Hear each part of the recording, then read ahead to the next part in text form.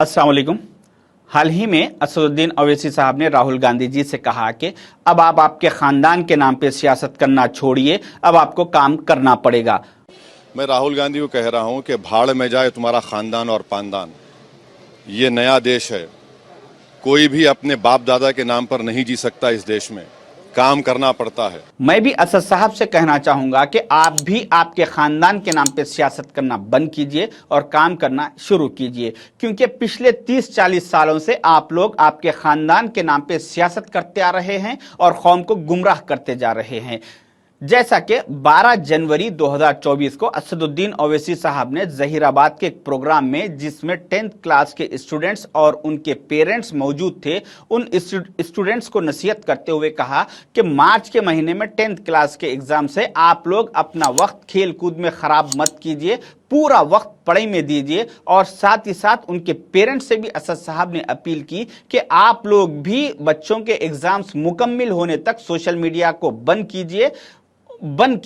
18 मार्च तक टीवी बंद, फोन में फेसबुक बंद,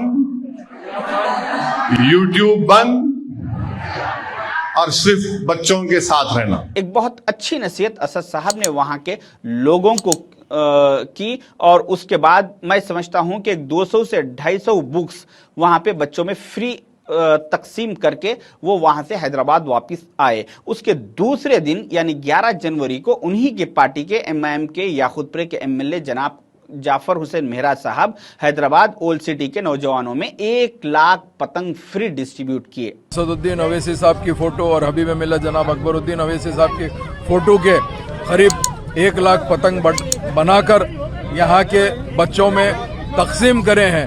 अल्हम्दुलिल्लाह, चूंकि कल तिल संक्रांत है और मजलिस का सिंबल इलेक्शन में काइट रहता, पतंग रहता।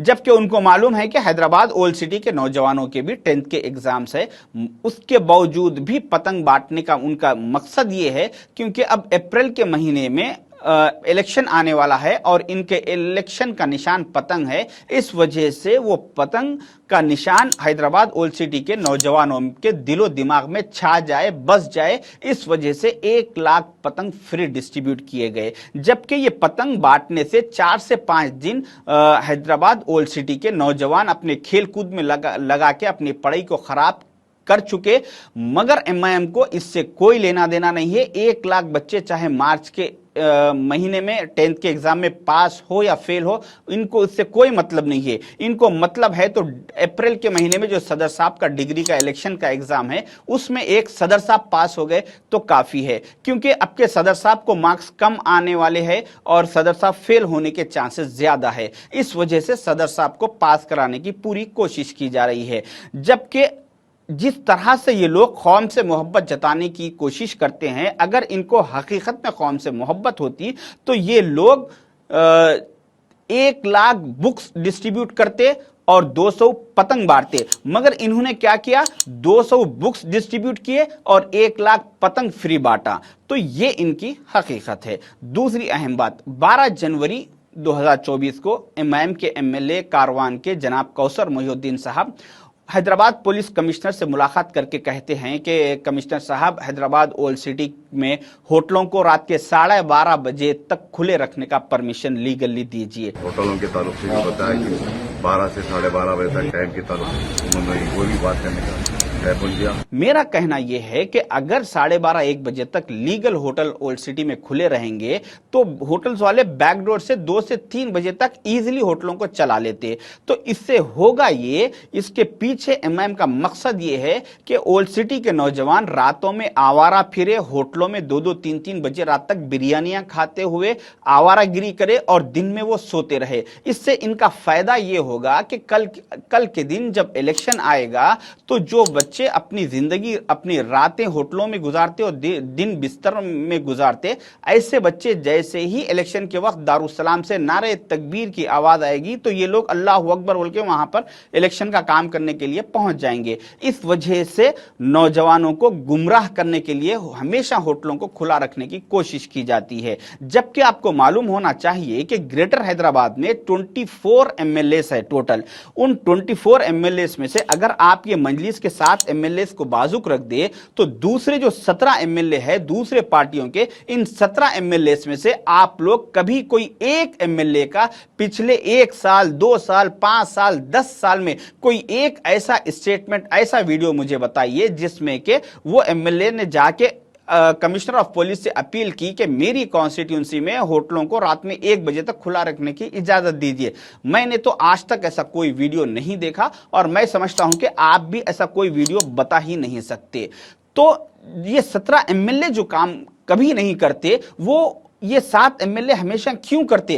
अरे आपकी गली के कुत्ते को रात के 1 बजे बिरयानी डालिए, वो बिरयानी नहीं खाता, उन्हें बोलता नहीं मेरी सेहत पे इफेक्ट पड़ता, मैं नहीं खाता हूं, कल सुबह खा लेता हूं बोलता।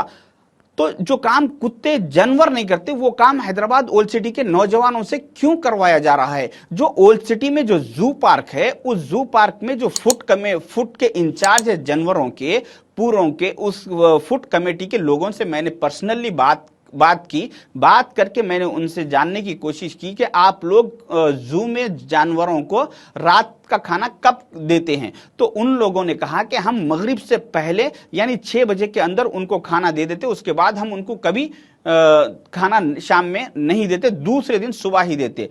तो जो काम कुत्ते, बिल्लियां, गधे, घोड़े, चरिंद परिंद, कोई जानवर, कोई मखलूक नहीं करती, वो काम रातों में 2-2, 3-3 बजे रात तक बिरयानियां खाना, आवारा फिरने का काम हैदराबाद ओल्ड सिटी के नौजवानों से करवाया जा रहा है। जबकि आप मेरे एक जानने वाले ने, जो 17 एमएलए की ग्रेटर हैदराबाद की मैं जो बात कर रहा हूं, उसमें से एक एमएलए साहब के पास मेरे जानने वाले ने जाकर कहा कि एमएलए साहब मैंने आपके इलेक्शन में इतना काम किया, मेरी पर्सनल होटल है, मेरी होटल पे पुलिस वाले आके तंग कर रहे हैं, बोल रहे हैं कि होटल बंद कर दो जल्दी, तो आप जरा एसीपी साहब को फोन करके बोल दीजिए कि मेरी होटल को खुले रखने के लिए। तो उन्होंने कहा कि बेशक आप मेरे इलेक्शन में काम करें, मैं आपका भी काम करूंगा, आपका मैं साथ दूंगा, मगर कोई दूसरा काम आप मेरे पास लाइए, ये काम मैं आपका नहीं कर सकता। अगर आपकी होटल रात में 1-2 बजे तक खुली रहेगी तो मेरी कॉन्स्टिट्यूंसी के नौजवान, मेरी कम्युनिटी के नौजवान, मेरी पार्टी के नौजवान, मेरे इलाके के नौजवान रातों में 2-2 बजे तक रात तक आवारा फिरेंगे और दिन में वो सोते रहेंगे, उससे उनका फ्यूचर बर्बाद होगा। ये काम मैं आपका नहीं कर सकता। तो दूसरे 17 एमएलए की सोच ये है और ये 7 एमएलए की सोच ये है। तो मेरे भाइयों, आपसे कहने का मतलब यही है कि सारे बीमारियों की जड़ एक ही है कि अब आने वाले मार्च के इलेक्शन में कांग्रेस के कैंडिडेट को अच्छे मार्क्स से पास कराइए और सदस्य साहब को एक बार फेल कराइए, उसके बाद देखिए कि सारे बीमारियों का हल हो जाएगा, सारे हालात हैदराबाद ओल्ड सिटी के सुधर जाएंगे। शुक्रिया, अल्लाह हाफिज।